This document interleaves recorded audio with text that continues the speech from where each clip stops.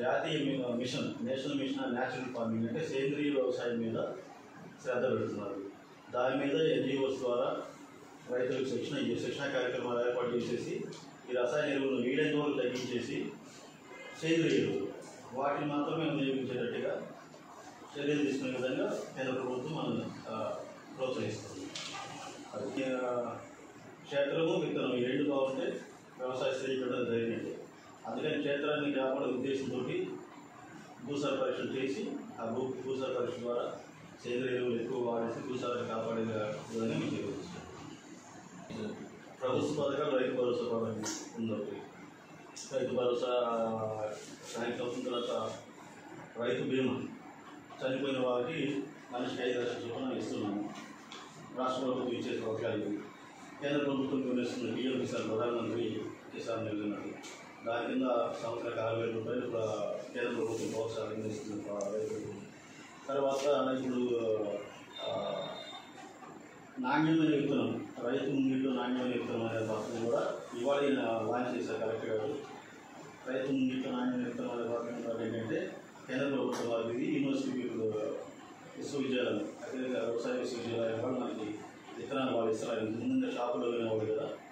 ఇక్కడ ముందు అట్లా కాకుండా మీరు వ్యవసాయ స్థిరీకరణలో భాగంగా ఇక్కడ ముందు అట్లా కాకుండా ఒక గ్రామంలో కొంతమంది రైతుకి క్వాలిటీ సీడ్ రైతులు శాస్త్రాలు తయారు చేసే విత్తనం కంపెనీలు తయారు చేసే కాకుండా ఆ ఇస్తే ఏంటంటే ఈసారి పండించిన రైతులు మళ్ళీ దాన్ని మార్కెటింగ్ పంపించకుండా నెక్స్ట్ రైతులు వీళ్ళే మళ్ళీ సప్లై చేసుకునే విధంగా అది రైతు ముందులో నాణ్యమైన విత్తనాలే ఇవే రైతు భరోసా, రుణమాఫీ, ప్రధానమంత్రి కిసాన్ యోజన 6,000 రూపాయలు, రైతు బంధు రైతు భరోసా రుణమాఫీ మనం చేశారు ఆల్రెడీ.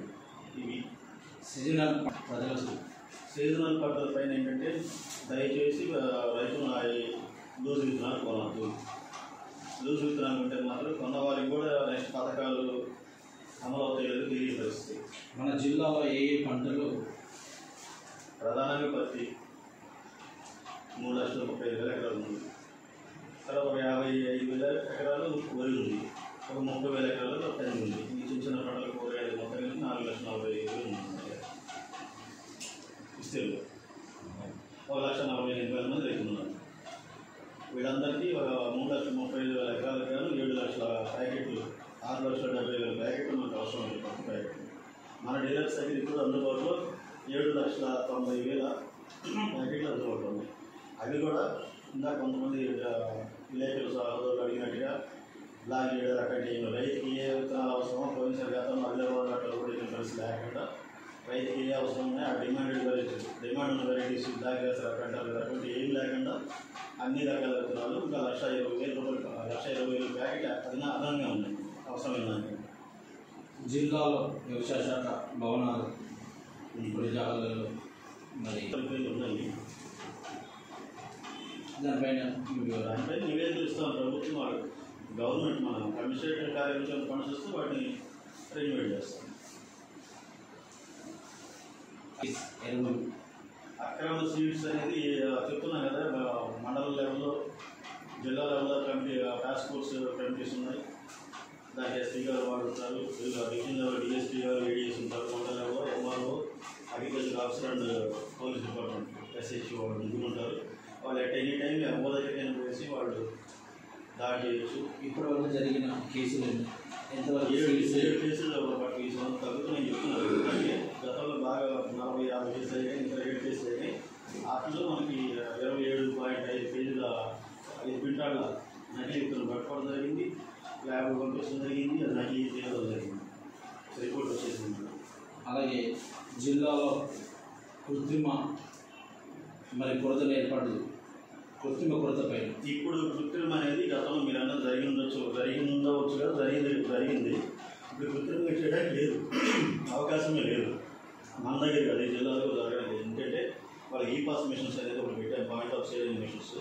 ఆ ఈపాస్ మిషన్స్ ఏంటంటే కమిషనరేట్ నుంచి కంపెనీస్ నుంచి ఏ ఎరువులు ఏ టైంలో ఏ రోజు రిలీజ్ అవుతాయి అవన్నీ అక్కడే రికార్డ్ అయిపోతున్నాయి. ఆ రికార్డ్ అయిపోయింది మనకు తెలియకుండా డీలర్ కూడా అక్కడ రికార్డు మనం ఉంటారు. అది ఎక్కడ ఇమీడియట్గా రికార్డ్ చేస్తారు. మీ రెగ్యులర్ షాప్స్ ఇన్స్పెక్ట్ చేసినప్పుడు మేము ఆ కమిషనర్ ఇచ్చి రిపోర్ట్ కొట్టుకుంటాము.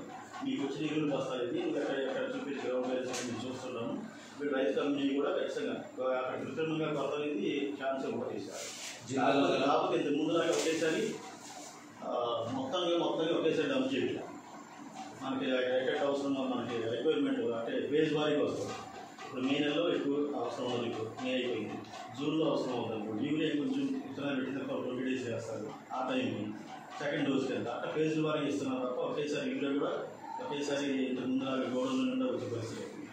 జిల్లాలో ఫెర్టిలైజర్ ఎంజిన్ 450 లైసెన్స్ లేని మీ దృష్టిలో లైసెన్స్ లేని మేము నా దృష్టికి వస్తే మేము ఎందుకు కూర్చుంటాం? వారిపైన మీకు చర్యలు మా దృష్టికి వస్తే చర్యలు తీసుకుంటాం. ఇప్పటివరకు ఎలాంటి చర్యలు తీసుకుంటాం? మా దగ్గరికి రాలేదు బాబా డౌట్ సార్. లైసెన్స్ లేకుండా సీడ్స్ రేట్ల పైన ఎంఆర్పి రేట్ ఎంఆర్పి రేట్ల పైన మీకు ఫోటోలు కూడా చూపిస్తాను. ఇప్పుడు నేను కలెక్టర్ గారి ముందు తీసుకున్న ఫోటోలే ప్రతి షాప్లో ఇప్పుడు బ్యానర్లు పెట్టించాను, బ్యానర్లు అన్ని చోట్ల బ్యానర్లు కూడా పెట్టిస్తాను. ఖచ్చితంగా బోర్డు మీద రాయిస్తున్నాను 901 రూపాయలు ప్యాకెట్, 901 రూపాయల ప్యాకెట్ అది బోర్డు మీద రాయిస్తాము. కొద్ది చోట్ల ఫ్లెక్సిబిలిటీ పెట్టిస్తాము, అన్ని చోట్ల పెట్టిస్తాము. కలెక్టర్ నుంచి కూడా పోతుంది. ఆయన రైతులు అడుగుతున్న షాప్స్ వచ్చినప్పుడు ఎక్కడ అమ్ముతున్నామంటే 900 రూపాయలు ఎక్కువ రేట్గా అమ్ముతున్నా సరే అని చెప్పడం జరుగుతుంది. 900 పత్తి